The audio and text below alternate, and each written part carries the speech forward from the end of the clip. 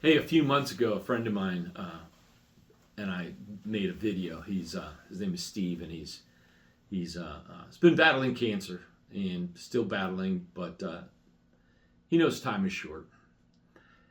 He really would like to encourage everybody to, kind of go to church, like show up at church. So he sent me a video that he made, and I want to share just a bit of it with you because we have Christmas coming up, and of course the candlelight service. And many of you guys just, you're probably not watching now, but we know a lot of people come for the candlelight service, and then would like to come back but don't.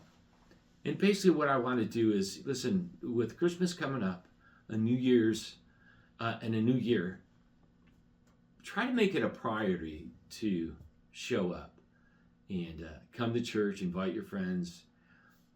As you'll hear Steve say, there's just something about meeting with people that I think is very important. So uh, you can just listen to Steve. We're created social creatures. I don't have to read very far in Scripture. Somewhere around Genesis, actually it is Genesis 2:18, where God states, "It is not good for man to be alone." I tell that to my spouse almost every day. And then if you hop over to Hebrews, I'm going to read that to you. I've got my computer here in front of me, so I don't want to misstate anything. But Hebrews 10, and I'm going to begin in verse 23 and just read a couple of verses here. Hebrews states it best, and I'm reading from the New Living Translation. It says, "Let us hold tightly." The NIV uses the word unswervingly, which I love. So let us hold tightly without wavering to the hope we affirm, for God can be trusted to keep his promise. Let us think of ways to motivate one another to acts of love and good works. Can't do that virtually. You can try, you might be semi-successful, but I don't think that's going to work too well. We can't impact people unless we're together and in front of them. And here it is, here's verse 25, "And let us not neglect our meeting together, as some people do, but encourage one another, especially now that the day of his return is drawing near." So, with that, again, we can only impact people if we're in person, when we meet in person. So there's no other way for me to build a relationship than pressing the flesh with somebody.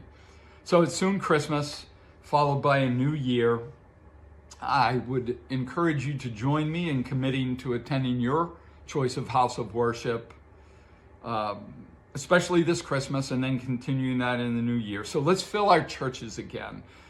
Pandemics are over, all of the stuff that goes along with that. Let's not just use it for convenience sake. So let's fill our churches again. Invite somebody to attend with you this Christmas. There's extra services that make it more convenient.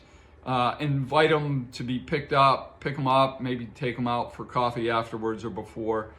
And I know it's a busy time of year, and I know it would be convenient to maybe attend a church service online, but nothing's going to beat in person. I'm so thankful that Jesus didn't say to his Father on that most important day, "Hey, Dad, the cross is really kind of inconvenient for me today." So Merry Christmas to you and yours. I'll see you in church. Not a message, just a thought. Brought to you by us folks here at Solid Rock Bible Church. Have a great day.